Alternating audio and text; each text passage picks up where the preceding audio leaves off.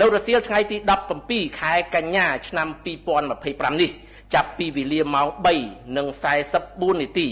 កងទ័ពថៃប្រដាប់ដោយអាវុធនិងសមត្ថកិច្ចនគរបាលបង្ក្រាបបាតកម្មថៃដែលប្រដាប់ដោយដំបងនិងខែលព្រមទាំងឧបករណ៍ផ្សេងៗទៀតបានចូលមករាយបន្លាលុះសារជាថ្មីទៀតនៅក្នុងភូមិសាស្ត្រភូមិព្រៃច័ន្ទឃុំអូ3ជាន់ស្រុកអូជ្រៅខេត្តបន្ទាយមានជ័យដើម្បីពាត់យកដីដែលប្រជាពលរដ្ឋខ្មែរបានរស់នៅនិងអាស្រ័យផលជាយូរមកហើយប៉ុន្តែប្រជាពលរដ្ឋដែលនៅទីនោះបានចេញមករារាំងដើម្បីការពារដីរបស់ខ្លួននិងបានរើបន្លាលុះទាំងនោះចេញវិញសមត្ថកិច្ចថៃបានបាញ់កាំភ្លើងគ្រាប់ជ័រនិងគ្រាប់បែកផ្សែងមកលើប្រជាពលរដ្ឋខ្មែរដែលធ្វើឲ្យពួកគេហៀរទឹកភ្នែកនិងបានប្រើប្រាស់ឧបករណ៍សម្លេងដែលធ្វើឲ្យប៉ះពាល់ទៅដល់ក្រដាស់ត្រចៀកនិងប្រព័ន្ធខួរក្បាលព្រមទាំងបានបង្កអំពើហិង្សាទៅលើប្រជាពលរដ្ឋខ្មែរដោយបានប្រើប្រាស់ឧបករណ៍បង្ក្រាបនិងបាញ់ជំពាមកៅស៊ូគ្រាប់ឃ្លីដែលបណ្ដាលឲ្យប្រជាពលរដ្ឋនិងព្រះសង្ឃចំនួនយ៉ាងតិចក៏24អង្គនាក់ដួលសន្លប់និងរងរបួសធ្ងន់និងស្រាលកងកម្លាំងនិងអាជ្ញាធរសមត្ថកិច្ចចម្រុះរបស់កម្ពុជាដែលមិនប្រដាប់ដោយអាវុធហើយដែលកំពុងតែឈរជើងប្រចាំនៅក្នុងតំបន់នោះក៏មានវត្តមាននៅក្នុងហេតុការណ៍នោះផងដែរដើម្បីការពារសុវត្ថិភាពជូនបងប្អូនប្រជាពលរដ្ឋដោយបានបំពេញភារកិច្ចប្រកបដោយវិជ្ជាជីវៈនិងទទួលខុសត្រូវខ្ពស់ក្នុងការប្រកាន់ខ្ជាប់ខ្ជួនបំផុតនៅកិច្ចព្រមព្រៀងឈប់បាញ់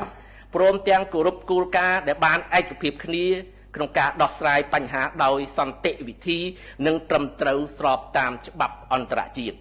សមត្ថកិច្ចនិងអាជ្ញាធរខេត្តបន្ទាយមានជ័យបានជួយសង្គ្រោះបងប្អូនប្រជាពលរដ្ឋនិងព្រះសង្ឃដែលបានរងរបួសនិងបានបញ្ជូនរថយន្តសង្គ្រោះបន្ទាន់ដើម្បីដឹកអ្នករងរបួសធ្ងន់ទៅកាន់មន្ទីរពេទ្យ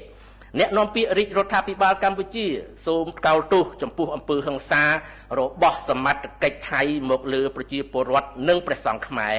ព្រមទាំងអំពាវនាវឲ្យអាជ្ញាធរថៃបញ្ឈប់ទង្វើរំលោភបំពាននិងអំពើហិង្សាទាំងអស់នេះជាបន្ទាន់និងទាមទារឲ្យភាគីថៃគោរពកិច្ចព្រមព្រៀងឈប់បាញ់គោរពស្មារតីនៃកិច្ចប្រជុំ GBC និង RBC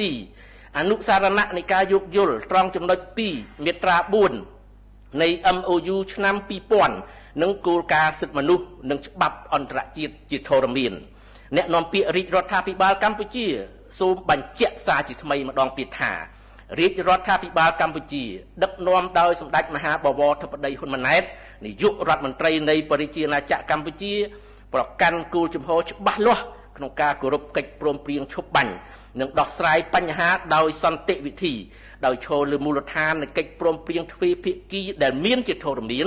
ព្រមទាំងអនុសញ្ញាសន្ធិសញ្ញានិងច្បាប់អន្តរជាតិនិងសូមអំពាវនាវដោយទទូចឲ្យភាគីថៃគោរពគោលការណ៍ទាំងអស់នេះដូចគ្នាដែរដើម្បីរក្សាបទឈប់បាញ់និងកាត់បន្ថយភាពតានតឹងក្នុងការប្រឈមមុខដាក់គ្នា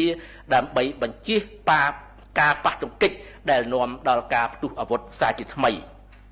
ក្រុមការងារអ្នកនាំពាក្យនឹងបន្តជូនដំណឹងដល់បងប្អូនប្រជាពលរដ្ឋទាំងក្នុងនិងក្រៅប្រទេសក៏ដូចជាសហគមន៍អន្តរជាតិជ្រាបអំពីការវិវត្តនៃស្ថានភាពជាបន្តបន្ទាប់អាស្រ័យហេតុនេះសូមសាធារណជនមេត្តាជ្រាបជាព័ត៌មាន